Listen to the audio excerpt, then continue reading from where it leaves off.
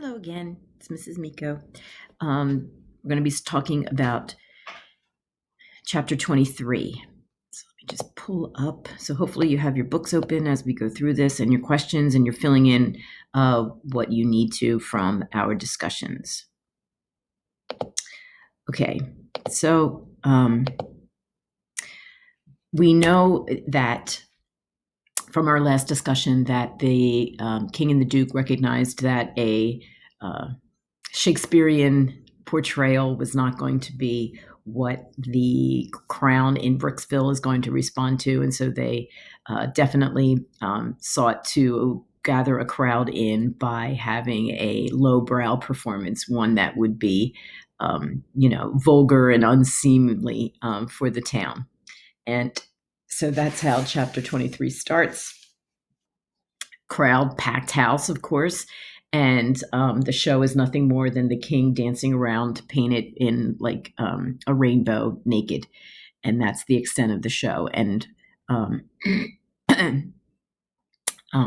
why? What is Twain doing by having these shows be successful? Obviously, he's highlighting exactly how uncivilized white Southern society is. They're constant saying that their society is better for slavery, is constantly being ridiculed and satired by Twain. And Brickville is just one example. The fact that they'd be willing to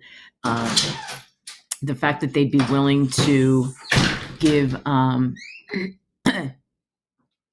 come to this show and they wouldn't come to a cultured show about Shakespeare is Twain's way of kind of sticking it to him in the end. So after the first show, the King and the Duke are able to actually have a second successful show, which doesn't make a lot of sense given what the show actually consisted of. You would think that they would demand their money back and that they would absolutely refuse to have anybody else go. But that's not what actually happens, right? So as we look in, we see, let me get my pen. Here in your books, it's on page 114, but I'm going to highlight it here in this digital version. So, sorry, hold on. All right, so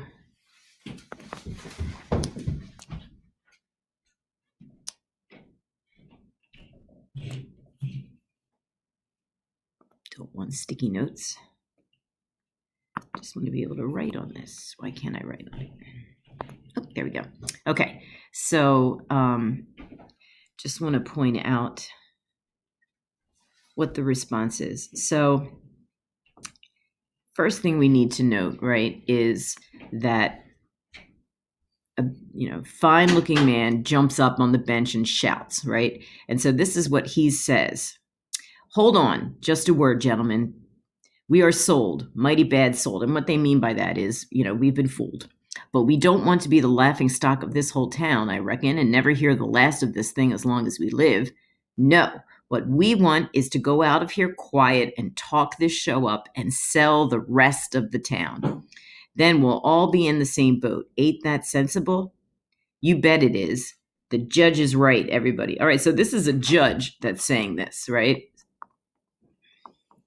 No coincidence, right? That Twain would have a judge who's supposed to be, educated and fair-minded would say, no, let's make sure everyone else gets swindled too, right? So that's what we're saying here in this part. Whoops, sorry. Right? Misery loves company. Misery loves company. That's what we're talking about. Rather than be the only ones who got fooled, they're going to make sure that everybody else gets fooled too. That's ridiculous, but that's basically what is being suggested. So you should be considering that once again, this is mob mentality. There's no individual thought. There's no one standing up saying, "Now wait a minute, it's embarrassing that we were fooled by this, but it's not that we shouldn't let anyone else be fooled by it too. That's not right." No one's saying that, right? Instead, going along with what the judge says because they don't want to be the sole person standing out there on their own. So once again, this is Twain talking about mob mentality. All right, so then the third night, right, we see that the crowd is ready, and they're coming to the show with tomatoes and rotten cabbage and all kinds of foul-smelling things. But they pay, right? So that's an important consideration. They pay to get in anyway, so they're just giving more money to these two con artists. But the king and the duke are one step ahead of them. They've been through this before. They know that the town is going to try to do something, so they collect their money, and then of course they flee in the night and get away with $465, which is a large sum of money. Right? We said that $100 was about $3,400. Right? So that's like $12,000 in today's money from these people in Brickville. So, do they deserve what they get? A little bit, right? They were the ones who, showed up for what they thought was going to be a vulgar show. They're the ones who tricked everybody else and went along with fooling everyone. And then they're stupid enough, basically, to pay to go back to see a show, even though they know what it is. And so the fact that they all lost money is really on them. All right. So at the top of 116, we'll go back over here. At the top of 116, right?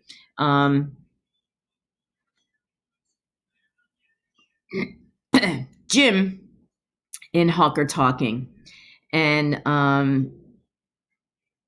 Jim is just really kind of expressing his concern about the kind of people the king and duke are.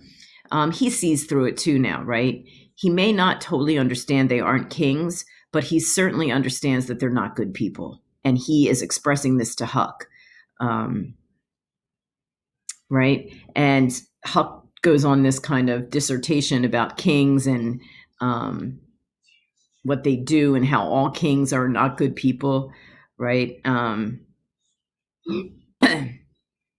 And Jim says, well, anyways, I don't take a hankering, right? Well, anyways, I don't hanker for no more of them, Huck. This is all I can stand. So he's letting Huck know, right? I don't like these people.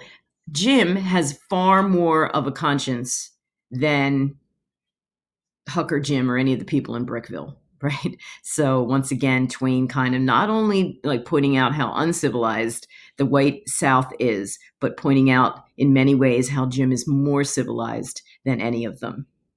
And that continues, right, as we go through the rest of the chapter. So questions 2 and 3 in your packet talk about why is Huck amazed at Jim warning his home and family, and what does the story of Lisbeth show about Jim? Well, those two questions go hand in hand, right? So first we have Huck's epiphany, and if you didn't highlight this on your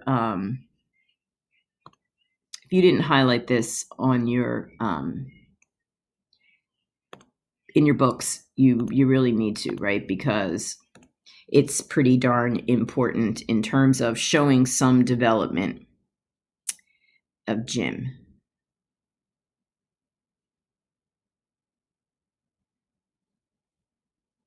All right, so Huck wakes up in one morning and he finds Jim sitting by himself crying, right? And Jim says, Huck says, I know what Jim was doing. I know what it was all about. And he knows, right, that he was thinking about his wife and children away up yonder, and he was low and homesick because he hadn't been away from it. And I believe he cared just as much for his people. And that's the part. He cared just as much for his people as white folks does for theirs. And it don't seem natural, but I reckon it's so. All right, so that is the most important line in this chapter, right? Because it signals Huck's growing epiphany, right? Growing epiphany about Jim's humanity. Definitely about humanity. That's what we're dealing with here, right? We're talking about Jim's humanity. And it's the fact that, yes, you can be appalled that Hux finds it surprising, but at least he acknowledges it, right? At least he acknowledges the fact that Jim is a person and a dad and a father and a husband. And because he's all of those things, that makes him a person, right? And so the fact that Huck is capable of seeing Jim that way shows how much he has grown over the course of this trip down the Mississippi River. He even says, right, he was mighty good. Jim was. He was mighty good. So there must be some part of Huck that realizes that Jim is a much more caring father than his own father, Pap, is. And so he's seeing Jim in that way. Now, this goes hand in hand with Jim's confession, because the story that Jim tells at the end of the book about his deaf daughter, it works to help emphasize Huck's epiphany, right? So Twain has Jim tell this really sad story about how he beat his daughter because she wouldn't listen to him and wouldn't shut the door, only to find out that she couldn't listen to him because she was deaf. And when I talk about Jim as the hero of this story, right? This is what I'm talking about. Twain has Jim become vulnerable. He didn't need to tell Huck this story. He didn't have to have Jim share this personal story with Huck. But the fact that he does really not only helps to solidify what Huck is seeing in Jim, his humanity, but more importantly, it's giving the reader a view into Jim's humanity. And when you see Jim as a person, how can you accept slavery? How can you decide that slavery is moral? You can't. And so what Twain has Jim doing here is not only important to show Huck's development, but it also is really, really important to evoke sympathy and emotion in the reader. You can't read that story and not feel bad for Jim. And because of that, you can't help but see Jim as a person. When you pity somebody, right? Pity means that you, as the reader, feel uncomfortable and you don't want to be in the position as the person that you're pitying, right? And nobody would want to feel the way Jim feels in that story. And so it makes him human, makes us empathize with him. And that's the success and the brilliance of what Twain has done in this novel. Okay, so that's everything for 23, and I will be back to talk about some more chapters in the next video. Thanks.